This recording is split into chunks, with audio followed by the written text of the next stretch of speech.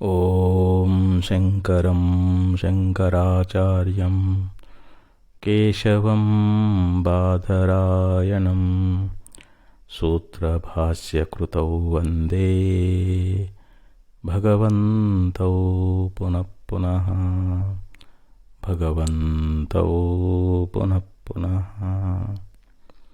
ಜಗದ್ಗುರು ಶ್ರೀಮಚ್ಶಂಕರ ಭಗವತ್ಪಾದಾಚಾರ್ಯರ, ಜಗದ್ಗುರು ಸಿದ್ಧಾರೂಢ ಮಹಾಸ್ವಾಮಿಗಳವರ, ಜಗದ್ಗುರು ಭಾರತೀಯಪ್ಪಾಜಿಯವರ ಪವಿತ್ರ ಚರಣಾರವಿಂದಗಳಲ್ಲಿ ಅನಂತಕೋಟಿ ಶಿರಸಾಷ್ಟಾಂಗ ಪ್ರಣಾಮವನ್ನು ಸಲ್ಲಿಸುತ್ತೇನೆ.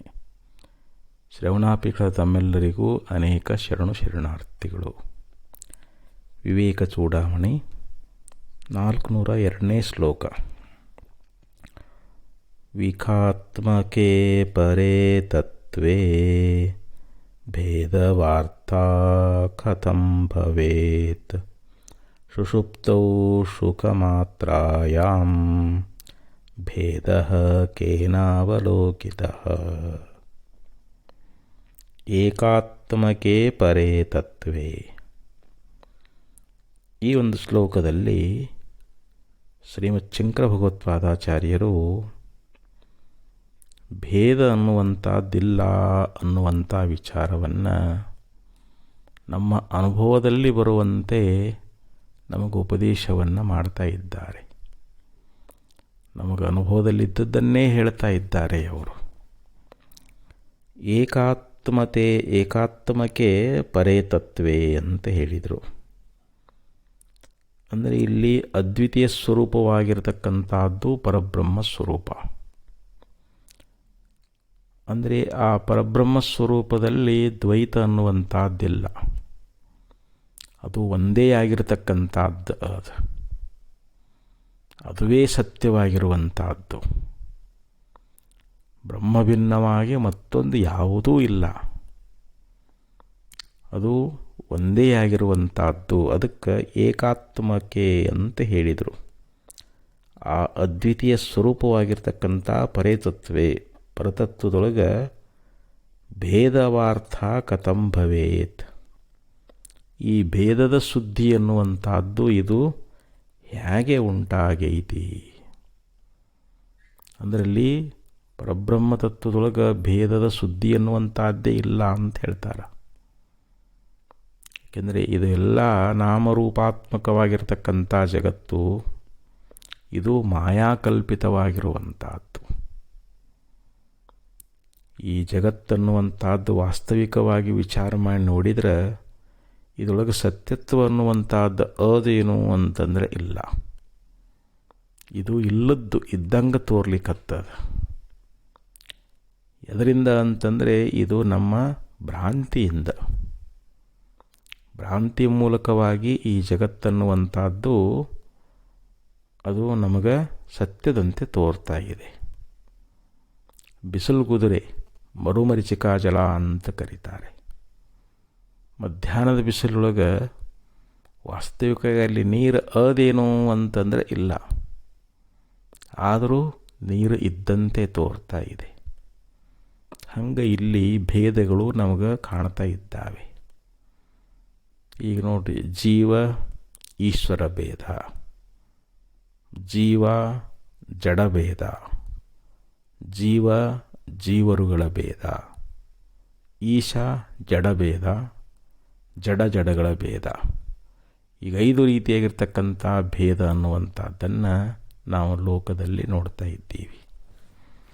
ಇಲ್ಲಿ ಈಶ ಮತ್ತು ಜೀವರ ಭೇದ. ಈಶ್ವರ ಅಂದರೆ ಯಾರು? ಮಾಯೆಯೊಳಗೆ ಇದು ಶುದ್ಧವಾದ ಬ್ರಹ್ಮದ ಒಂದು ಛಾಯೆ ಅನ್ನುವಂಥದ್ದು, ಪ್ರತಿಬಿಂಬ ಅನ್ನುವಂಥದ್ದು ತೋರಿದಾಗ ಅಲ್ಲಿ ಈಶ್ವರ ಅಂತ ಹೇಳಿಸ್ಕೊಳ್ತಾನೆ. ಮಾಯಾಂತು ಪ್ರಕೃತಿಂ ವಿದ್ಯಾತ್ ಮಾಯಿನಂತೂ ಮಹೇಶ್ವರ ಅಂತ ಶ್ರುತಿಯಾದ. ಮಾಯಾ ಉಪಾಧಿಯ ಮೂಲಕವಾಗಿ ಆ ಬ್ರಹ್ಮನಿಗೆ ಇಲ್ಲೇನಾಯಿತು, ಈಶ್ವರ ಅಂದರೆ ಮಾಯೆಯಲ್ಲಿ ಪ್ರತಿಫಲಿತವಾಗಿರತಕ್ಕಂಥ ಚೈತನ್ಯವೇ ಈಶ್ವರ ಅಂತ ಹೇಳಿಸಿಕೊಳ್ತು. ಮಾಯಾ ಶುದ್ಧ ಸತ್ವ ಪ್ರಧಾನವಾಗಿರುವುದರಿಂದ ಅವನಲ್ಲಿ ಈಶ್ವರನಲ್ಲಿ ಅನೇಕ ಸರ್ವಜ್ಞತ್ವಾದಿಗಳು ಅಲ್ಲಿ ಕಂಡು ಬರ್ತಾ ಇದ್ದಾವೆ. ಅವಿದ್ಯೆಯೊಳಗೆ ಮಲ್ಲಸತ್ತು ಪ್ರಧಾನವಾಗಿರ್ತಕ್ಕಂಥ ಅವಿದ್ಯೆಯೊಳಗೆ ಆ ಚೈತನ್ಯದ ಪ್ರತಿಫಲನವೇ ಇಲ್ಲಿ ಜೀವ ಅಂತ ಹೇಳಿಸಿಕೊಂಡ. ಮಾಯಾ ಮತ್ತು ಅವಿದ್ಯೆ ಉಪಾದಿಯಿಂದ ಇಲ್ಲಿ ಶಿವ ಮತ್ತು ಜೀವ ಅಂತ ಭೇದ ಅನ್ನುವಂಥದ್ದು ನಮಗೆ ತೋರ್ತಾ ಇದೆ. ಆ ಉಪಾದಿಯನ್ನು ನಿರಾಕರಣೆ ಮಾಡಿದರೆ ಉಳಿದದ್ದೇನಪ್ಪ ಅಂದರೆ ಶುದ್ಧವಾಗಿರ್ತಕ್ಕಂಥ ಪರಮಾತ್ಮ ಸ್ವರೂಪವೇ ಅಂತ. ಈ ಹೆಂಗೆ ಒಂದು ಮಠವನ್ನು ಕಟ್ಟಿದ್ದೀವಿ, ಮತ್ತೊಂದು ಮನೆಯನ್ನು ಕಟ್ಟಿದ್ದೀವಿ. ಮೊದಲೊಂದು ಮಹಾಬಯಲೇ ಇತ್ತು. ಆ ಬಯಲಿನೊಳಗೆ ಮಠ ಕಟ್ಟಿದಾಗ ಮಠದಲ್ಲಿರ್ತಕ್ಕಂಥ ಆಕಾಶಕ್ಕೆ ಮಠಾಕಾಶ ಅಂತ ಕರೆದರು, ಮನೆಯಲ್ಲಿರ್ತಕ್ಕಂಥ ಆಕಾಶಕ್ಕೆ ಗೃಹಾಕಾಶ ಅಂತ ಕರೆದರು. ಮಠ ವಿಶಾಲವಾಗಿರ್ತಕ್ಕಂಥ ದೊಡ್ಡದಾಗಿರ್ತಕ್ಕಂಥದ್ದು, ಮನೆ ಚಿಕ್ಕದಾಗಿರುವಂಥದ್ದು. ಈ ಮನೆ ಮಠ ಅನ್ನುವಂಥ ಎರಡು ಉಪಾದಿಯಿಂದ ಆಕಾಶ ಅಲ್ಲಿ ಮಠಾಕಾಶವಾಗಿಯೂ ಗೃಹಾಕಾಶವಾಗಿ ಅಲ್ಲಿ ಭೇದ ತೋರಿದಾಗ್ಯಾದ್ರೂ ಕೂಡ ಘಟ ಮತ್ತು ಮಠ, ಮಠ ಅಥವಾ ಮತ್ತು ಮನೆ ಗೃಹಾಕಾಶ, ಮಠ ಮನೆ ಎರಡೂ ತೆಗೆದು ಹಾಕಿಬಿಟ್ರೆ ಅಲ್ಲಿ ಒಂದು ಮಹಾಕಾಶವೇ ಹೆಂಗೆ ಉಳಿತದೋ ಹಂಗೆ ಇಲ್ಲಿ ಮಾಯಾ ಮತ್ತು ಅವಿದ್ಯೆ ಅನ್ನುವಂಥ ಎರಡು ಉಪಾದಿಯನ್ನು ತೆಗೆದು ಹಾಕಿದರೆ ಅಲ್ಲಿ ಉಳಿಯುವಂಥದ್ದು ಯಾವುದು? ಒಂದು ಶುದ್ಧ ಬ್ರಹ್ಮವೇ. ಅದಕ್ಕೆ ಇಲ್ಲಿ ಜೀವ ಈಶ್ವರ ಭೇದ ಅನ್ನುವಂಥದ್ದು.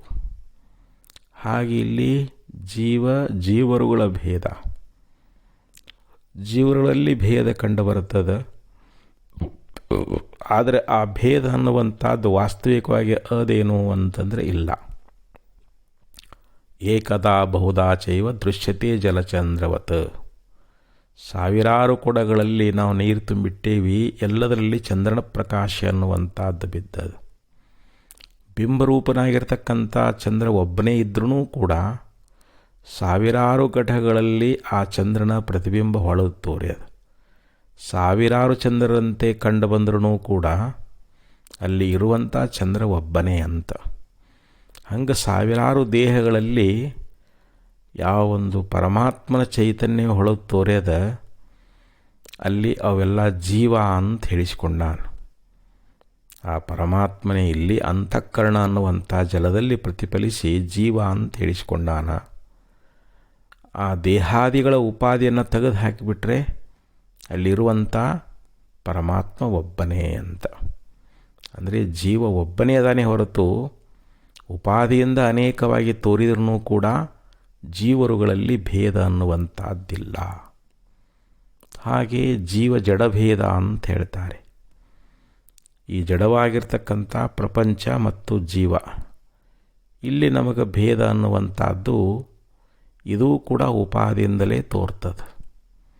ಯಾಕೆಂದರೆ ಜಡವಾಗಿರ್ತಕ್ಕಂಥ ವಸ್ತುಗಳಲ್ಲಿಯೂ ಕೂಡ ಪರಮಾತ್ಮನೇ ಇದ್ದಾನೆ. ಜೀವನು ಪರಮಾತ್ಮ ಸ್ವರೂಪನೇ ಅದಾನ. ಆ ಉಪಾದಿಯನ್ನು ತೆಗೆದು ಹಾಕಿದರೆ ಅಲ್ಲಿರ್ತಕ್ಕಂಥ ಶುದ್ಧ ಚೇತನ ಒಂದ ಅದು. ಹಾಗೆ ಇಲ್ಲಿ ಈಶ್ವರ ಜಡಭೇದ, ಈಶ್ವರನಿಗೂ ಜಡವಾಗಿರ್ತಕ್ಕಂಥ ಪ್ರಪಂಚಕ್ಕೂ ಭೇದ ನಮಗೆ ತೋರ್ಯದು. ಅದೂ ಕೂಡ ಉಪಾದಿಯಿಂದಲೇ ತೋರೈತೆ ಹೊರತು ವಾಸ್ತವಿಕವಾಗಿ ಈಶ್ವರನಿಗೂ ಜಡದಲ್ಲಿ ಯಾವುದೇ ಭೇದ ಅನ್ನುವಂಥದ್ದಿಲ್ಲ. ಜಡಗಳ ಭೇದ. ಈಗ ಕಲ್ಲು, ಮರ, ಕಟ್ಟಿಗೆ ಮೊದಲಾಗಿರ್ತಕ್ಕಂಥ ಅನೇಕ ಜಡವಾದ ವಸ್ತುಗಳನ್ನು ನೋಡ್ತೀವಿ. ಅವುಗಳಲ್ಲಿ ಭೇದ ಕಂಡಾಗ್ಯಾದ್ರೂ ಕೂಡ ಎಲ್ಲದರಲ್ಲಿ ಇರತಕ್ಕಂಥ ಆ ಶುದ್ಧ ಚೈತನ್ಯ ಮಾತ್ರ ಅದು ಒಂದೇ ಆಗಿರ್ತಕ್ಕಂಥದ್ದು. ಅದಕ್ಕೆ ನಾಮರೂಪವನ್ನು ಬಾಧಿಸಿ ನೋಡಬೇಕು ನಾವು. ಅಸ್ಥಿಭಾತಿ ಪ್ರಿಯವಾಗಿರತಕ್ಕಂಥ ಶುದ್ಧ ಚೈತನ್ಯ ಅದು ಒಂದೇ ಆಗಿರುವುದರಿಂದ ಅದುವೇ ಸತ್ಯದ. ಆದ್ದರಿಂದ ಇಲ್ಲಿ ಪಂಚಭೇದಗಳೇನದಾವಲ್ಲ ಇವು ನಮಗೆ ಉಪಾದಿಯಿಂದ ಕಾಣ್ತಾವೆ ಹೊರತು ನಿರುಪಾಧಿಕವಾಗಿರತಕ್ಕಂಥ ಪರಮಾತ್ಮ ಅವನು ಏಕ ಆತ್ಮನೇ ಅದಾನ, ಅದ್ವಿತೀಯ ಸ್ವರೂಪನೇ ಅದಾನ. ಅಂಥ ಪರತತ್ವದೊಳಗೆ ಭೇದದ ವಾರ್ತೆ ಅನ್ನುವಂಥದ್ದು ಅದು ಹೆಂಗೆ ಉಂಟಾದೀತು? ಸುಖ ಮಾತ್ರಾಯಾಂ ಸುಸುಪ್ತೌ ಭೇದ ಕೇನ ಅವಲೋಕಿತ. ಕೇವಲ ಆನಂದ ಸ್ವರೂಪನಾಗಿರ್ತಕ್ಕಂಥ ಯಾವ ಇಲ್ಲಿ ಜೀವ ಅದಾನಲ್ಲ, ಅವನು ಗಾಢವಾಗಿರ್ತಕ್ಕಂಥ ನಿದ್ರೆಗೆ ಹೋದಾಗ, ಸುಸುಪ್ತಿಯ ಅವಸ್ಥೆಯನ್ನು ಹೊಂದಿದಾಗ ಭೇದ ಕೇನ ಅವಲೋಕಿತ, ಅಂದರೆ ಅವನಿಗೆ ಭೇದ ಅನ್ನುವಂಥದ್ದು ಅಲ್ಲಿ ಹೆಂಗೆ ನೋಡ್ಲಿಕ್ಕೆ ಸಾಧ್ಯ ಅದ? ಅಂದರೆ ಸುಸುಪ್ತಿ ಅವಸ್ಥೆಯೊಳಗೆ ಭೇದ ಅನ್ನುವಂಥದ್ದನ್ನು ಯಾರು ನೋಡ್ಯಾರ? ಸುಸುಪ್ತಿಯೊಳಗೆ ಭೇದ ಅನ್ನುವಂಥದ್ದೇ ಇಲ್ಲ. ಯಾಕಂದರೆ ಇಲ್ಲಿ ಕೇವಲ ಆನಂದ ಸ್ವರೂಪವಾಗಿರ್ತಕ್ಕಂಥದ್ದು. ಸುಸುಪ್ತಿಯಲ್ಲಿ ಜೀವ ಕೇವಲ ಆನಂದವನ್ನೇ ಅನುಭವ ಮಾಡ್ತಾ ಇದ್ದಾನೆ. ಯಾಕಂದರೆ ಅಲ್ಲಿ ಅವನಿಗೆ ಭೇದ ಕಂಡದೇನು? ಗಾಢವ ನಿದ್ರೆಗೆ ಹೋದಾಗ ಜೀವನಿಗೆ ಭೇದವನ್ನು ನೋಡ್ಯಾನೇನು ಅಂತಂದ್ರೆ ಅಲ್ಲಿ ಇಲ್ಲ.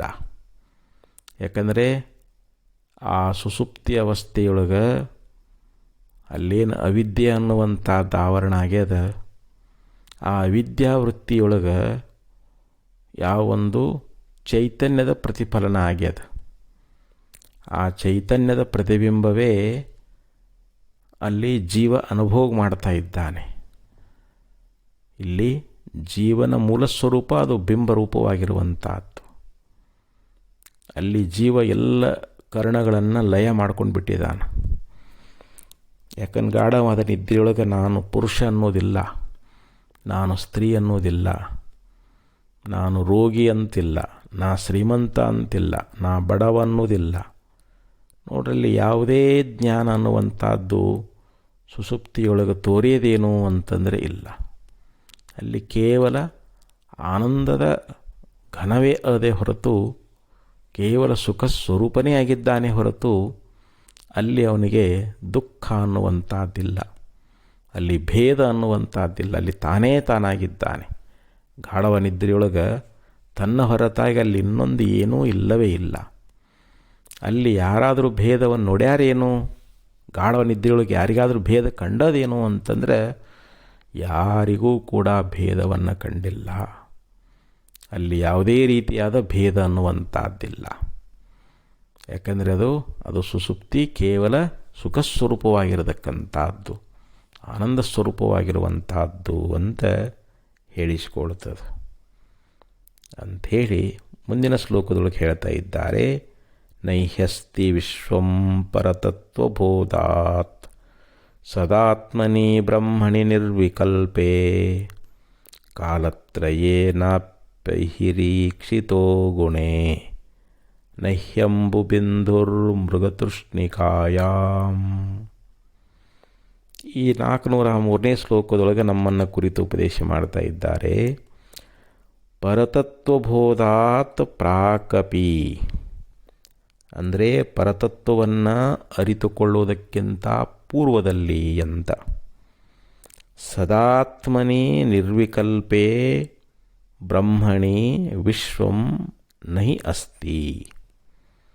ಸದಾತ್ಮನಿ ಅಂದರೆ ಸತ್ಸ್ವರೂಪವಾಗಿರುವಂಥ, ಸದಾ ವಿದ್ಯಮಾನವಾಗಿರ್ತಕ್ಕಂಥದ್ದು, ಯಾವಾಗಲೂ ಇರುವಂಥದ್ದು ಮತ್ತು ನಿರ್ವಿಕಲ್ಪಕವಾಗಿರುವಂಥದ್ದು. ಈ ಆತ್ಮ ಬ್ರಹ್ಮವಸ್ತು ಅನ್ನುವಂಥದ್ದು ಅದರೊಳಗೆ ಯಾವುದಾದರೂ ಕಲ್ಪನೆಗಳದಾವೇನು ಅಂತಂದರೆ ಇಲ್ಲ. ಯಾಕಂದರೆ ಅದು ಮನೋರಹಿತವಾಗಿರುವಂಥದ್ದು. ಮನಸ್ಸು, ಬುದ್ಧಿ, ಚಿತ್ತು, ಅಹಂಕಾರಾದಿಗಳು ಬ್ರಹ್ಮದೊಳಗೆ ಅದಾವೇನು ಅಂತಂದರೆ ಇಲ್ಲ. ಅದು ಯಾವ ಕಲ್ಪನೆಗೂ ನಿಲುಕುವಂಥದ್ದಲ್ಲ. ಅದು ನಿರ್ವಿಕಲ್ಪಕವಾಗಿರ್ತಕ್ಕಂಥ ಬ್ರಹ್ಮದೊಳಗೆ ವಿಶ್ವಂ ನಹಿ ಅಸ್ತಿ, ಈ ಪ್ರಪಂಚ ಅನ್ನುವಂಥದ್ದು ಇರಲೇ ಇಲ್ಲ ಅಂತ. ಯಾವುದು ಈ ಪರತತ್ವವನ್ನು ಅರಿತುಕೊಳ್ಳುವುದಕ್ಕಿಂತ ಮೊದಲೇ ನಾವು ಪರಬ್ರಹ್ಮದ ಜ್ಞಾನವನ್ನು ಗುರುಗಳಿಂದ ಮತ್ತು ಶಾಸ್ತ್ರಗಳಿಂದ ನಾವು ಅರಿತುಕೊಳ್ತಾ ಇದ್ದೀವಿ. ಅದನ್ನು ಅರಿಯುವುದಕ್ಕಿಂತ ಪೂರ್ವದೊಳಗನ ಸದಾತ್ಮನಿ ನಿರ್ವಿಕಲ್ಪಕೆ ಬ್ರಹ್ಮಣಿ ಅಂತ ಹೇಳಿದರು. ಸತ್ಸ್ವರೂಪವಾಗಿರುವಂಥ ಯಾವ ನಿರ್ವಿಕಲ್ಪಕವಾದ ಪರಬ್ರಹ್ಮ ವಸ್ತು ಅನ್ನುವಂಥದ್ದದ ಆ ಬ್ರಹ್ಮದೊಳಗೆ ಈ ಜಗತ್ತನ್ನುವಂಥದ್ದು ಇದು ಇರಲೇ ಇಲ್ಲ. ಗುಣೇ ಅಹಿಹಿ ಮೃಗತುಷ್ಣಿಕಾಯಾಂ ಅಂಬುಬಿಂದು ಹಿ ಕಾಲತ್ರಯೇ ನಪಿ ಈಕ್ಷಿತಃ ನ ಅಪಿ ಈಕ್ಷಿತಃ. ನೋಡಿ, ಇಲ್ಲಿ ದೃಷ್ಟಾಂತವನ್ನು ಕೊಟ್ಟು ಹೇಳ್ತಾರೆ. ಗುಣೆ ಅಂತಂದರೆ ಹಗ್ಗ ಅಂತ, ಅಹಿ ಅಂದರೆ ಸರ್ಪ. ಮಬ್ಬುಗತ್ತಲೆಯಲ್ಲಿ ಒಬ್ಬ ಪುರುಷನಿಗೆ ಹಗ್ಗದೊಳಗೆ ಹಾವಿನ ಭ್ರಾಂತಿ ಅನ್ನುವಂಥದ್ದಾಗಿ ಅದು. ಅಲ್ಲಿ ಅವನಿಗೆ ಹಾವು ಕಂಡಂಗಾಯಿತು. ಅಯ್ಯೋ, ಇಲ್ಲಿ ಹಾವಿದೆ ಅಂತಂದ. ಭಯಕಂಪನಾದಿಗಳು ಪ್ರಾರಂಭ ಆದವು. ಹಾವು ಅಂದಾಗ ಪ್ರತಿಯೊಬ್ಬರಿಗೆ ಭಯನೇ ಆಗ್ತದೆ. ಆವಾಗ ಅವನು ಅದನ್ನು ಕೊಲ್ಲಬೇಕು ಅಂತ ಬಡಿಗೆ ತೊಗೊಂಡು ಹತ್ತಿರ ಹೋದ. ಆದರೆ ಅವನಿಗೇನು ಜ್ಞಾನ ಆಯಿತು? ಅದು ಹಗ್ಗ ಅನ್ನುವಂಥ ಜ್ಞಾನ ಆಯಿತು. ನೋಡ್ರಿ, ಈಗ ಅದು ಹಾವಾಗಿ ತೋರೋದಕ್ಕಿಂತ ಪೂರ್ವದೊಳಗೆ ಏನೈತಿ? ಹಗ್ಗನ ಅದು. ಹಾವಾಗಿ ತೋರುವಾಗಲೂ ಕೂಡ ಹಗ್ಗನ ಅದು. ಇದು ಹಾವಲ್ಲಪ್ಪ, ಇದು ಹಗ್ಗ ಅಂತ ಅರ್ಥ ಆಗಲೂ ಕೂಡ ಹಗ್ಗನ ಅದು. ಅಲ್ಲಿ ಹಗ್ಗ ಯಥಾರ್ಥವಾಗಿರ್ತಕ್ಕಂಥದ್ದು. ಅಲ್ಲಿ ತೋರಿರ್ತಕ್ಕಂಥ ಹಾವು ಅನ್ನುವಂಥದ್ದೇನದ ಅದು ಭ್ರಾಂತಿ ಅಂತ ಹೇಳ್ತಾ ಇದ್ದಾರೆ. ಅದಕ್ಕಂದ್ರವರು ಈ ಬ್ರಹ್ಮದೊಳಗೆ ಈ ಪ್ರಪಂಚ ಅನ್ನುವಂಥದ್ದು ಏನು ತೋರ್ಯದಲ್ಲ, ಈ ಪ್ರಪಂಚ ತೋರೋದಕ್ಕಿಂತ ಮೊದಲು ಬ್ರಹ್ಮವೇ. ಪ್ರಪಂಚ ತೋರುವಾಗಲೂ ಕೂಡ ಬ್ರಹ್ಮವೇ. ಆಮೇಲೆ ಪರಬ್ರಹ್ಮ ಸ್ವರೂಪವನ್ನು ನಾವು ಅರಿತುಕೊಂಡ ಬಳಿಕ ಅಲ್ಲೇನಿರೋದು? ಬ್ರಹ್ಮ. ಮೊದಲೂ ಬ್ರಹ್ಮ ಅದು. ಆದರೆ ಅಲ್ಲಿ ಭ್ರಾಂತಿಯಿಂದ ತೋರಿದ್ದು ಯಾವುದು ಅಂತಂದರೆ ಪ್ರಪಂಚ. ಅದು ನಮ್ಮ ಭ್ರಾಂತಿಗೆ ಪ್ರಪಂಚ ಅನ್ನುವಂಥದ್ದು ಬ್ರಹ್ಮಕ್ಕಿಂತಲೂ ಭಿನ್ನವಾಗಿ ಇದೇನೋ ಅನ್ನೋ ಹಾಗೆ ನಮಗೆ ತೋರ್ತದೆ. ಈಗ ಬ್ರಹ್ಮವನ್ನು ಬಿಟ್ಟು ಪ್ರಪಂಚ ಅದಕ್ಕೆ ಬೇರೆ ಅಸ್ತಿತ್ವ ಅದೇನೋ ಇಲ್ಲ. ಪ್ರಪಂಚವಾಗಿ ತೋರಿದ್ಯಾವುದು ಬ್ರಹ್ಮವೇ. ಹಗ್ಗವಾಗಿ ಹಾವಾಗಿ ತೋರಿದ್ಯಾವುದು ಹಗ್ಗವೇ. ಇರುವುದು ಹಗ್ಗ ಯಥಾರ್ಥ. ತೋರಿದಂಥ ಹಾವು ಅದು ಕಲ್ಪಿತ, ಭ್ರಾಂತಿ, ಅದು ಇಲ್ಲದ್ದು ಅಂತ. ಅದಕ್ಕೆ ಈ ದೃಷ್ಟಾಂತವನ್ನು ಕೊಟ್ಟರು. ಆಮೇಲೆ ಇನ್ನೊಂದು ದೃಷ್ಟಾಂತ ಕೊಡ್ತಾ ಇದ್ದಾರೆ. ಮೃಗತೃಷ್ಣಿಕಾಯಾಂ ಅಂಬು ಇವ ಅಂಬು ಹಿ ಅಂಬು ಬಿಂದು ಹಿ ಅಂತ. ಅಂದರೆ ಬಿಸಿಲುಗುದುರೆಯೊಳಗೆ ಯಾವ ನೀರಿನ ಹನಿ ಅನ್ನುವಂಥದ್ದು ಕಾಲತ್ರಯೇ ನ ಅಪಿ ಈಕ್ಷಿತಃ, ಮೂರೂ ಕಾಲಗಳಲ್ಲಿ ವಿಚಾರ ಮಾಡಿ ನೋಡಿದರೆ ಅಲ್ಲಿ ನೋಡಲ್ಪಟ್ಟಿಲ್ಲ ಅಂತ ಹೇಳ್ತಾರೆ. ಈಗ ಮೃಗತೃಷ್ಟಿಕ, ಬಿಸಿಲುಗುದುರೆ ಅಂತ ಕರೀತಾರೆ. ಅಲ್ಲಿ ನೀರಿನ ಹನಿ ಅನ್ನುವಂಥದ್ದು ಭೂತಕಾಲದಲ್ಲಿಯೂ ಇಲ್ಲ, ವರ್ತಮಾನ ಕಾಲದಲ್ಲಿಯೂ ಇಲ್ಲ, ಮುಂದೆ ಭವಿಷ್ಯತ್ ಕಾಲದಲ್ಲಿಯೂ ಇಲ್ಲ. ಅಂದರೆ ಅಲ್ಲೇನು ನಮಗೆ ನೀರು ಇದೆ ಅನ್ನುವಂಥ ಏನು ಭ್ರಾಂತಿ ಆಗೈತಲ್ಲ, ಆ ಭ್ರಾಂತಿ ಪೂರ್ವದಲ್ಲಿಯೂ ಕೂಡ ಅಲ್ಲಿ ನೀರನ್ನುವಂಥದ್ದು ಇಲ್ಲವೇ ಇಲ್ಲ. ಭ್ರಾಂತಿ ಆದಾಗಲೂ ಅಲ್ಲಿ ನೀರಿದೆ ಅಂತ ನಮಗೆ ತೋರಿದಾಗ್ಯಾದ್ರೂ ಕೂಡ ಅಲ್ಲಿ ನೀರಿದೇನೋ ಇಲ್ಲ. ಭ್ರಾಂತಿ ನಾಶ ಆಯಿತು. ಅದು ಬಿಸಿಲುಗುದುರೆ, ನಿಜವಾಗಿಯೂ ಅಲ್ಲಿ ನೀರನ್ನುವಂಥದ್ದು, ಒಂದು ನೀರಿನ ಒಂದು ಹನಿಯೂ ಕೂಡ ಅಲ್ಲಿ ಇಲ್ಲ ಅಂತ ಜ್ಞಾನ ಆದ ಬಳಿಕೂ ಕೂಡ ಅಲ್ಲಿ ವಾಸ್ತವಿಕವಾಗಿ ನೀರನ್ನುವಂಥದ್ದಿಲ್ಲವೇ ಇಲ್ಲ ಅಂತ. ಅದಕ್ಕೆ ಇಲ್ಲಿ ಮೂರೂ ಕಾಲದಲ್ಲಿ ಅಂತ ಹೇಳ್ತಾರೆ. ವಿಚಾರ ಮಾಡಿ ನೋಡಿದರೆ ಆ ನೀರಾಗಿ ತೋರುವಂಥ ಸಮಯದೊಳಗೆ ಅದಕ್ಕಿಂತ ಪೂರ್ವದಲ್ಲಿ ಇದು ನೀರಲ್ಲಪ್ಪ, ಇದು ಮರುಮರೀಚಿಕ ಜಲ ಅಂಥೇಳಿ ನಮಗೆ ಧ್ಯಾನ ಆದ ಬಳಿಕೂ ಕೂಡ ಅಲ್ಲಿ ಇರೋದೇನು ಅಂತಂದರೆ ಅಲ್ಲಿ ನೀರನ್ನುವಂಥದ್ದಿಲ್ಲ, ಅದು ನಮಗೆ ನೀರಿನಂತೆ ತೋರ್ತದ ಅಂತ ಹೇಳ್ತಾರೆ. ಅದಕ್ಕೆ ಇಲ್ಲಿ ಹಗ್ಗದಲ್ಲಿ ತೋರುವಂಥ ಹಾವಾಗಲಿ, ಬಿಸಿಲುಗುದುರೆಯಲ್ಲಿ ತೋರುವಂಥ ನೀರಾಗಲಿ, ಮೂರೂ ಕಾಲದಲ್ಲಿ ವಿಚಾರ ಮಾಡಿ ನೋಡಿದರೆ ಅಲ್ಲಿ ನಮಗೆ ಯಥಾರ್ಥವಾಗಿ ನಮಗದು ಕಂಡು ಬರ್ತದೇನು ಅಂತಂದರೆ ಅಲ್ಲಿ ನೀರನ್ನುವಂಥದ್ದು ಯಥಾರ್ಥವಾಗಿ ಇಲ್ಲವೇ ಇಲ್ಲ ಅಂತ ಹೇಳ್ತಾ ಇದ್ದಾರೆ. ಹಂಗೆ ಇಲ್ಲಿ ಇರುವಂತಹದ್ದು ಪರಬ್ರಹ್ಮ ಸ್ವರೂಪ, ಪರಮಾತ್ಮ ತತ್ವ ಅನ್ನುವಂಥದ್ದು ಅದು ಸದಾವ ಕಾಲದಲ್ಲಿ ಇರುವಂಥ ವಸ್ತುವೇ ಆಗ್ಯದ. ಆದರೆ ನಮಗೆ ಏನು ತೋರಾಕತ್ತದ ಅಂತಂದರೆ ಇಲ್ಲಿ ಪ್ರಪಂಚವೇ ಸತ್ಯ ಏನೋ, ಬ್ರಹ್ಮ ಭಿನ್ನವಾಗಿ ಪ್ರಪಂಚ ಇದೇನೋ ಅಂತ ನಮಗೆ ನಮ್ಮ ಅಜ್ಞಾನ ದೃಷ್ಟಿಯೊಳಗೆ ತೋರ್ಲಿಕ್ಕತ್ತದ. ಆದರೆ ವಿಚಾರ ಮಾಡಿ ನೋಡಿದರೆ ಈ ಪ್ರಪಂಚ ಅನ್ನುವಂಥದ್ದು ಬ್ರಹ್ಮದೊಳಗೆ ಇಲ್ಲವೇ ಇಲ್ಲ.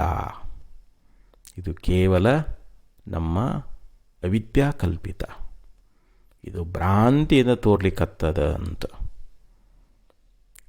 ಯಾಕಂದರೆ ಇವು ನಮ್ಮ ಅನುಭವಕ್ಕೆ ಬರುವಂಥ ಉದಾಹರಣೆಗಳು. ಹಗ್ಗದಲ್ಲಿ ತೋರುವಂಥ ಹಾವಾಗಲಿ, ಕಪ್ಪೆ ಚಿಪ್ಪಿನಲ್ಲಿ ತೋರುವಂಥ ಬೆಳ್ಳಿಯಾಗಲಿ, ಮೋಟು ಮರದಲ್ಲಿ ತೋರುವಂಥ ಕಳ್ಳನಾಗಲಿ, ಬಿಸಿಲು ಕುದುರೆ ತೋರುವಂಥ ಜಲ, ಮರುಮರೀಚಿಕಾ ಜಲ ಅಂತ ಕರೀತಾರಲ್ಲ, ಅವು ಹೆಂಗೆ ನಮ್ಮ ಭ್ರಾಂತಿ ಕಾಲದಲ್ಲಿ ಮಾತ್ರ ತೋರ್ತಾವು. ಭ್ರಾಂತಿ ನಿವೃತ್ತಿ ಆದ ಬಳಿಕ ಅವು ತೋರೋದಿಲ್ಲ. ಭ್ರಾಂತಿ ಕಾಲದಲ್ಲಿ ತೋರಿರ್ತಕ್ಕಂಥ ವಸ್ತು ಅನ್ನುವಂಥದ್ದು ಅದು ಯಥಾರ್ಥವಾಗಿ ಅದೇನು ಅಂತಂದರೆ ಅಲ್ಲಿ ಇಲ್ಲವೇ ಇಲ್ಲ ಅಂತ ಹೇಳ್ತಾ ಇದ್ದಾರೆ. ಅದಕ್ಕೆ ಭೇದ ಅನ್ನುವಂಥದ್ದು ಇಲ್ಲವೇ ಇಲ್ಲ. ಸರ್ವಂ ಖಲು ಇದಂ ಬ್ರಹ್ಮ.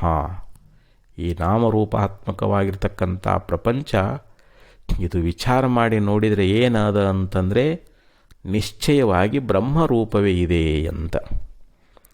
ಇದು ಬ್ರಹ್ಮದೊಳಗೆ ಕಲ್ಪಿತವಾಗಿ ಭಿನ್ನವಾದಂತೆ ತೋರಿ ಬರ್ತದೆ, ಆದರೆ ವಾಸ್ತವಿಕವಾಗಿ ಆ ಭೇದ ಅನ್ನುವಂಥದ್ದು ಇಲ್ಲವೇ ಇಲ್ಲ. ಅದಕ್ಕೆ ದ್ವಿತೀಯಾದ್ವೈ ಭಯಂ ಭವತಿ ಅಂತ ಹೇಳ್ತಾರೆ. ಎಲ್ಲಿ ಎರಡೆಂಬ ಬುದ್ಧಿ ಅನ್ನುವಂಥದ್ದದೋ ಅಲ್ಲಿ ನಮಗೆ ಭಯ ಅನ್ನುವಂಥದ್ದದು. ಇಲ್ಲಿ ಭೇದದಿಂದಲೇ ಮೃತ್ಯು, ಮೃತ್ಯೋಸ ಮೃತ್ಯುಮಾಪ್ನೋತಿ ಯನಾನೇಯ ಪಶ್ಯತಿ ಅಂತ ಹೇಳಿದರು. ಇಲ್ಲಿ ಜೀವ ಮೃತ್ಯುವಿನಿಂದ ಮೃತ್ಯು ಅಂದರೆ ಅನಂತ ಜನ್ಮಗಳನ್ನು ಪಡೀಲಿಕ್ಕೆ ಕಾರಣ ಯಾವುದು ಅಂತಂದರೆ ಈ ಭೇದ ಜ್ಞಾನವೇ. ಅಂದರೆ ಜಗತ್ತು ಬೇರೆ, ನಾನು ಬೇರೆ, ಪರಮಾತ್ಮ ಬೇರೆ ಅಂತ ನಮಗೇನು ಈ ಭೇದ ಜ್ಞಾನ ಆಗೈತಲ್ಲ, ಇದೇ ನಮಗೆ ಜನ್ಮ ಮರಣಗಳಿಗೆ ಕಾರಣವಾಗಿರತಕ್ಕಂಥದ್ದು. ನಮಗೆ ಅಭೇದೊಳಗನ ಸುಖ ಅದ ಅಂತ ಹೇಳ್ತಾರೆ. ಈಗ ನಾವು ಹೊಲಕ್ಕೆ ಹೊಂಟೀವಿ, ಬುತ್ತಿ ಕಟ್ಕೊಂಡು ಹೊಂಟೀವಿ, ಹೊಲದಾಗ ಕೆಲಸ ಮಾಡಿ ಮಧ್ಯಾಹ್ನ ಊಟ ಮಾಡಬೇಕು ಅಂಥೇಳಿ ಒಂದು ಬುತ್ತಿಯನ್ನು ಕಟ್ಕೊಂಡು ಹೊರಟಿದ್ದೀವಿ. ಹೋಗುವಾಗ ನಮಗೆ ಅದು ನಾವು ತಲೆ ಮೇಲೆ ಹೊತ್ಕೊಂಡೀವಿ ಅಥವಾ ಕೈ ಹೊಡ್ಕೊಂಡೀವಿ, ಅದು ನಮಗೆ ಭಾರ ಅನಿಸದ. ಯಾಕಂದರೆ ಅದು ಹೊರಗದದು ಭಿನ್ನವಾಗಿ, ಬುತ್ತಿ ಒಂದು ಬೇರೆ, ನಾವು ಬೇರೆ. ಆವಾಗ ಅವನಿಗೇನು ಅನ್ನಿಸ್ತು, ಏನಪ್ಪ ನಾನು ಬೆಳಗ್ಗೆಯಿಂದ ಏನೋ ಆಹಾರವನ್ನೇ ಸ್ವೀಕಾರ ಮಾಡಿಲ್ಲ, ಈ ಬುತ್ತಿಯನ್ನು ಬಿಚ್ಚಿ ಈಗ ಉಂಡು ಬಿಡೋಣ ಅಂಥೇಳಿ ಆವಾಗ ಆ ಪುರುಷ ಏನು ಮಾಡಿದ, ಒಂದು ಮರದ ಕೆರಳಿಗೆ ಹೋದ, ಬುತ್ತಿಯನ್ನು ತಂದಿದ್ನಲ್ಲ ಅದನ್ನು ಬಿಚ್ಚಿ ಊಟ ಮಾಡಿದ. ಊಟ ಮಾಡಿದ ಬಳಿಕ ಈಗದು ಅವನಲ್ಲಿ ಅಭೇದವಾಗಿ ಹೋಗಿಬಿಡ್ತು. ಆ ಬುತ್ತಿ ಈಗ ಅಭೇದವಾಗಿ ಹೋಗಿಬಿಡ್ತು ಅವನಲ್ಲಿ. ಅದನ್ನು ಸ್ವೀಕಾರ ಮಾಡಿದ್ದರಿಂದ ಅವನ ಹೊಟ್ಟೆಯೊಳಗೆ ಅವನು ತಂದಿರತಕ್ಕಂಥ ಆ ರೊಟ್ಟಿ ಪಲ್ಯ ಏನು ತಂದಿದ್ನಲ್ಲ ಅದನ್ನೆಲ್ಲ ಉಂಡುಬಿಟ್ಟ. ಈಗ ಅವನಿಗೆ ಭಾರ ಅನ್ನುವಂಥದ್ದು ಅದೇನು, ಅದು ಅವನಲ್ಲಿ ಅಭೇದವಾಗಿ ಹೋದಾಗ ಅದರಿಂದ ಅವನಿಗೇನಾದರೂ ಭಾರ ಅನಿಸೈತೇನೋ ಅಂತಂದರೆ ಇಲ್ಲ. ನೋಡ್ರಿ, ಹೊರಗೆ ಕೈಯಾಗಿ ಹಿಡ್ಕೊಂಡಾಗ, ತಲೆ ಮೇಲೆ ಇಟ್ಟುಕೊಂಡಾಗ ಅದು ಭಾರ ಅನಿಸಿತ್ತು. ಅಂದ್ರೆ ಅವನಕ್ಕಿಂತಲೂ ಭಿನ್ನ ಇದ್ದಾಗ ಏನಾಗಿತ್ತದು, ಭಾರ ಅನಿಸಿತ್ತು. ಯಾವಾಗ ಅವನು ಅದನ್ನು ಉಂಡು ಬಳಕ ಅದು ಅಭೇದ ಆಗಿ ಹೋದ ಬಳಕ ಈಗ ಸುಖವಾಗ್ಯದಾನೀಗ ಅವನಿಗೆ, ಅದರಿಂದ ಏನೂ ಬಾಧೆ ಇಲ್ಲ ಅವನಿಗೆ. ಹಾಗೆ ಭೇದದೊಳಗೆ ಯಾವಾಗಲೂ ದುಃಖ ಅನ್ನುವಂಥದ್ದು ಅದು, ಅಭೇದೊಳಗನ ಸುಖ ಅದ ಅಂತ ಹೇಳ್ತಾರೆ. ಈಗೊಬ್ಬ ಶಿಂಪಿಗ, ಅವನ ನೋಡ್ರಿ ಒಂದು ಕತ್ತರಿಯನ್ನು ತಗೊಂಡು ಬಟ್ಟೆಯನ್ನು ಕತ್ತರಿಸ್ತಾ ಇದ್ದಾನೆ. ಕತ್ತರಿಸಿದಾಗ ಅವಾಗ ಅದು ಬಟ್ಟೆ ಒಂದಾಗಿರ್ತಕ್ಕಂಥ ಬಟ್ಟೆ ಎರಡು ತುಂಡಾಗ್ತದೆ, ಎರಡು ಭಾಗ ಆಗ್ತದೆ. ಆ ಕತ್ತರಿಯನ್ನು ಏನು ಮಾಡ್ತಾನೆ, ಕತ್ತರಿಸಿದ ಬಳಿಕ ನೆಲದ ಮೇಲೆ ಇಡ್ತಾನೆ. ಅದೇ ಒಂದು ಅವನಲ್ಲಿ ಸೂಜಿ ಎನ್ನುವಂಥದ್ದು, ಸೂಜಿಯನ್ನು ತಗೊಂಡು ಎರಡಾಗಿರ್ತಕ್ಕಂಥ ಬಟ್ಟೆಯನ್ನು ಹೊಲಿತಾ ಇದ್ದಾನೆ. ಆ ಹೊಲಿದು ನೋಡು, ಮೊದಲ ಬಟ್ಟೆ ಎರಡು ತುಂಡಾಗಿತ್ತು. ತುಂಡಾದ ಬಟ್ಟೆಯನ್ನು ಹೊಲದ ಮೇಲೆ ಅದು ಒಂದಾಯಿತು. ಆ ಒಂದು ಮಾಡಿರ್ತಕ್ಕಂಥದ್ದು ಯಾವುದು ಅಂದರೆ ಸೂಜಿ. ಆ ಸೂಜಿಯನ್ನು ತನ್ನ ತಲೆಯ ಮೇಲಿರ್ತಕ್ಕಂಥ ಟೊಪಿಗೆ ಇರ್ತದಲ್ಲ, ಆ ಟೊಪಿಗೆಯಲ್ಲಿ ಸಿಗಿಸ್ಕೊಳ್ತಾನೆ. ನೋಡಿ, ಕತ್ತರಿ ಒಂದಿದ್ದನ್ನು ಎರಡು ಮಾಡ್ತು, ಅದನ್ನು ಕೆಳಗಿಟ್ಟ, ನೆಲದ ಮೇಲೆ ಇಟ್ಟ. ಎರಡಾಗಿರ್ತಕ್ಕಂಥ ಬಟ್ಟೆಯನ್ನು ಹೊಲಿದು ಒಂದು ಮಾಡಿದ್ದರಿಂದ ಆ ಸೂಜಿಯನ್ನು ತನ್ನ ತಲೆ ಮೇಲೆ ಆ ಟೊಪ್ಪಿಗೆಯೊಳಗೆ ಸಿಗಿಸಿಕೊಂಡ. ನೋಡ್ರಿ, ಅದ್ರ ಸೂಜಿ ಶ್ರೇಷ್ಠವಾದ ಸ್ಥಾನವನ್ನು ಪಡ್ಕೊಳ್ತು. ಕತ್ರಿ ಭೇದ ಮಾಡಿದ್ದಕ್ಕೆ, ಒಂದಾದ ಬಟ್ಟೆಯನ್ನು ಎರಡು ಮಾಡಿದ್ದಕ್ಕೆ ಅದಕ್ಕೆ ಕೆಳಗೆ ನೆಲದ ಮೇಲೆ ಇರುವಂಥ ಪ್ರಸಂಗ ಬಂತು. ಹಂಗೆ ದೃಷ್ಟಾಂತ. ಹಾಗೆ ಇಲ್ಲಿ ನಾವು ಅಭೇದವನ್ನು ಹೊಂದಿದಾಗ, ಜೀವ ಪರಮಾತ್ಮರ ಅಭೇದ ಜ್ಞಾನವನ್ನು ಮಾಡಿಕೊಂಡಾಗ ನಾವು ಕೇವಲ ಆ ಪರಬ್ರಹ್ಮ ಸ್ವರೂಪರೇ ನಾವು ಆಗ್ತಾ ಇದ್ದೀವಿ. ನಮಗೆ ಭೇದದಿಂದಲೇ ನಮಗೆ ದುಃಖ ಅನ್ನುವಂಥದ್ದು ಆಗ್ತದೆ ಅನ್ನುವಂಥ ವಿಚಾರವನ್ನು ಅನೇಕ ಉದಾಹರಣೆಗಳ ಮೂಲಕವಾಗಿ ನಾವು ಲೋಕದೊಳಗೆ ತಿಳ್ಕೊಳ್ತಾ ಇದ್ದೀವಿ. ಅದಕ್ಕೆ ನಾವು ಯಾವಾಗಲೂ ಸುಖಿ ಆಗಬೇಕಾಗಿತ್ತು ಅಂತಂದರೆ ನಾವು ಪರತತ್ವವನ್ನು ಅರಿತುಕೊಳ್ಬೇಕು. ನಾವು ಪರಬ್ರಹ್ಮ ಸ್ವರೂಪರೇ ಇದ್ದೀವಿ ಅಂತ ತಿಳ್ಕೊಳ್ಬೇಕು. ಈಶಾವಾಸ್ಯಮಿದಂ ಸರ್ವಂ ಯತ್ಕಿಂಚ ಜಗತ್ಯಾಂ ಜಗತ್. ಈ ಜಗತ್ತಿನಲ್ಲಿ ಯಾವುದ್ಯಾವುದು ನಮಗೆ ದ್ವೈತ ರೂಪವಾಗಿ ಕಂಡು ಬರ್ತಾ ಇದೆಯೋ, ಇದೆಲ್ಲ ದ್ವೈತ ರೂಪವಾದ ಪ್ರಪಂಚ ಇದು ಈಶ್ವರನಿಂದಲೇ ವ್ಯಾಪಿಸಲ್ಪಟ್ಟದ. ಎಲ್ಲದರಲ್ಲಿ ಈಶ್ವರನೇ ತುಂಬಿಕೊಂಡಿದ್ದಾನೆ ಅನ್ನುವಂಥ ಈ ಪರಿಪೂರ್ಣ ದೃಷ್ಟಿ ಅನ್ನುವಂಥದ್ದು ನಮಗೆ ಆಗಬೇಕು ಅಂತ ಹೇಳ್ತಾರೆ. ಅಂಥ ಪರಿಪೂರ್ಣ ಜ್ಞಾನ ಆದಾಗ ಮಾತ್ರ ನಾವು ನಮ್ಮ ನಿಜಸ್ವರೂಪದ ಜ್ಞಾನ ಮಾಡ್ಕೊಂಡು ನಾವು ಮುಕ್ತರಾಗಲಿಕ್ಕೆ ಸಾಧ್ಯ ಅದ. ಅದಕ್ಕೆ ಇಲ್ಲಿ ಭೇದ ಅನ್ನುವಂಥದ್ದು ವಾಸ್ತವಿಕವಾಗಿ ಇಲ್ಲವೇ ಇಲ್ಲ. ಇರುವಂಥದ್ದೇ ಏಕಮೇವ ಅದ್ವಿತೀಯವಾಗಿರ್ತಕ್ಕಂಥ ಪರಬ್ರಹ್ಮ ಸ್ವರೂಪ, ಅದೇ ಸತ್ಯವಾಗಿರ್ತಕ್ಕಂಥದ್ದು, ಅದುವೇ ನಾವಾಗಿದ್ದೀವಿ. ಅಂಥ ಸ್ವರೂಪವೇ ನಾವು ಪರಬ್ರಹ್ಮ ಸ್ವರೂಪರೇ ಆಗಿದ್ದೇವೆ ಹೊರತು ಇಲ್ಲಿ ಬ್ರಹ್ಮ ಭಿನ್ನವಾಗಿ, ನಮ್ಮ ಸ್ವರೂಪಕ್ಕಿಂತ ಭಿನ್ನವಾಗಿ ಇನ್ನೊಂದು ಏನೇನೂ ಇಲ್ಲ ಅಂತ ಹೇಳ್ತಾರೆ. ಅದು ಇರುವಂತೆ ನಮಗೆ ಕಂಡದ ಅಂತಂದರೆ ಅದು ಮಾಯಾಕಲ್ಪಿತ ಅಂತ. ಅದು ಅವಿದ್ಯಾ ದೃಷ್ಟಿಯೊಳಗೆ ನಮಗೆ ಹಂಗೆ ಕಂಡೈತೆ ಹೊರತು ಇರುವಂಥ ಬ್ರಹ್ಮವಸ್ತು ಮಾತ್ರ ಅದು ಯಥಾರ್ಥ, ಅದು ಸತ್ಯ ಅನ್ನುವಂಥ ಮಾತನ್ನು ನಮಗೆ ಅನೇಕ ಶ್ರುತಿ ಗುರುಗಳು ನಮಗೆ ಉಪದೇಶವನ್ನು ಮಾಡುವಂಥವರಾಗಿದ್ದಾರೆ. ಅಂಥ ಅಭೇದ ಜ್ಞಾನದಿಂದಲೇ ನಮಗೆ ಮುಕ್ತಿ ಎನ್ನುವಂಥದ್ದಾಗ್ತದೆ. ಅದಕ್ಕೆ ಅನೇಕ ಶಾಸ್ತ್ರಗಳಲ್ಲಿಯೂ ಕೂಡ ನಿಜಗುಣಗಳು ಶಿವಗಳಾಗಲಿ ಅಥವಾ ಶ್ರೀಮತ್ ಶಂಕರ ಭಗವತ್ಪಾದಾಚಾರ್ಯ ಆಗಲಿ ಆತ್ಮೈಕ ಬೋಧೇನ ವಿನ ಮುಕ್ತಿರ್ನ ಸಿದ್ಧತಿ ಜನ್ಮ ಶತಾಂತರೇಪಿ ಅಂತ ಹೇಳಿದರು. ಜೀವ ಪರಮಾತ್ಮರ ಏಕತ್ವ ಜ್ಞಾನವನ್ನು ಮಾಡಿಕೊಳ್ಳಲಾರದೆ ನಾವು 100 ಜನ್ಮ ಅಥವಾ ಕೋಟಿ ಜನ್ಮವನ್ನು ಎತ್ತಿ ಬಂದ್ರೂ ಕೂಡ ನಮಗೆ ಮುಕ್ತಿ ಎನ್ನುವಂಥದ್ದು ಆಗ್ತದೇನು ಅಂತಂದ್ರೆ ಆಗೋದಿಲ್ಲ. ನಮಗೆ ಏಕತ್ವ ಜ್ಞಾನವೇ ಬೇಕಂತಾರೆ. ಭೇದ ಜ್ಞಾನದಿಂದಲೇ ನಮಗೆ ಜನ್ಮಗಳು ಬಂದಾವು. ಇಷ್ಟೆಲ್ಲ ನಾವು ಜನ್ಮ ಎತ್ತಲಿಕ್ಕೆ ಕಾರಣ ಏನು ಅಂತಂದರೆ ನಾವು ಭೇದ ಜ್ಞಾನವನ್ನು ಮಾಡ್ಕೊಂಡು ಬಿಟ್ಟಿದ್ದೀವಿ. ಯಾಕಂದರೆ ಈ ಪ್ರಪಂಚನೇ ಬೇರೆಯಪ್ಪ, ನಾನ ಬೇರೆ, ನೀನ ಬೇರೆ, ಅದ ಬೇರೆ, ಅವಳೇ ಬೇರೆ, ಹಿಂಗೆ ನಮಗೆ ಈ ನಾಮರೂಪದಲ್ಲಿಯೇ ನಮಗೆ ಒಂದು ಸತ್ಯತ್ವ ಬುದ್ಧಿ ಅನ್ನುವಂಥದ್ದಾಗಿಬಿಟ್ಟದು. ನಾವು ನಾಮರೂಪ ದೃಷ್ಟಿಯನ್ನೇ ನೋಡ್ತೇ ಹೊರತು ಅಸ್ಥಿಭಾತಿ ಪ್ರಿಯವಾಗಿರ್ತಕ್ಕಂಥ ಬ್ರಹ್ಮದೃಷ್ಟಿ ನಮಗಿಲ್ಲ. ಅದಕ್ಕೆ ನಮ್ಮ ದೃಷ್ಟಿಯನ್ನು ನಾವು ಬದಲಾಯಿಸಬೇಕು. ದೃಷ್ಟಿಂ ಜ್ಞಾನಮಯಂ ಕೃತ್ವ ಪಶ್ಯೇತ್ ಬ್ರಹ್ಮಮಯಂ ಜಗತ್. ನಮ್ಮ ದೃಷ್ಟಿಯನ್ನು ಜ್ಞಾನರೂಪ ಮಾಡಿಕೊಂಡು ಇಡೀ ಜಗತ್ತನ್ನು ಬ್ರಹ್ಮರೂಪವಾಗಿಯೇ ಕಾಣಬೇಕು. ನಾವು ಏನೇನು ನೋಡ್ತೇವೋ ಅದೆಲ್ಲವೂ ಬ್ರಹ್ಮವೇ, ಅದೆಲ್ಲವೂ ಪರಮಾತ್ಮನೇ, ಇದೆಲ್ಲವೂ ಈಶ್ವರನ ಸ್ವರೂಪವೇ. ಇದೆಲ್ಲವೂ ನನ್ನ ಸ್ವರೂಪನದ, ನನ್ನ ಹೊರತಾಗಿ ಇನ್ನೇನೂ ಇಲ್ಲ ಅಂಥೇಳಿ ಯಾವನು ಎಂಥ ದಿವ್ಯವಾದ ಜ್ಞಾನ ಮಾಡಿಕೊಳ್ತಾ ಇದ್ದಾನೋ ಅವನೇ ಇಲ್ಲಿ ಭವಸಾಗರ ಮುಕ್ತನಾಗ್ತಾನೆ ಎನ್ನುವಂಥ ವಿಚಾರವನ್ನು ಹೇಳ್ಕೊತ ಬಂದಿದ್ದಾರೆ. ಮತ್ತು ನಾಳೆ ದಿವಸ ಮುಂದಿನ ವಿಚಾರ ಮಾಡೋಣ ಅಂತ ಹೇಳ್ತಾ 7 ನುಡಿಯನ್ನು ಸದ್ಗುರುಚರಣ ಕರ್ಪಿಸಿ ವಿರಮಿಸ್ತಾ ಇದ್ದೇನೆ. ಓಂ ತತ್ಸತ್.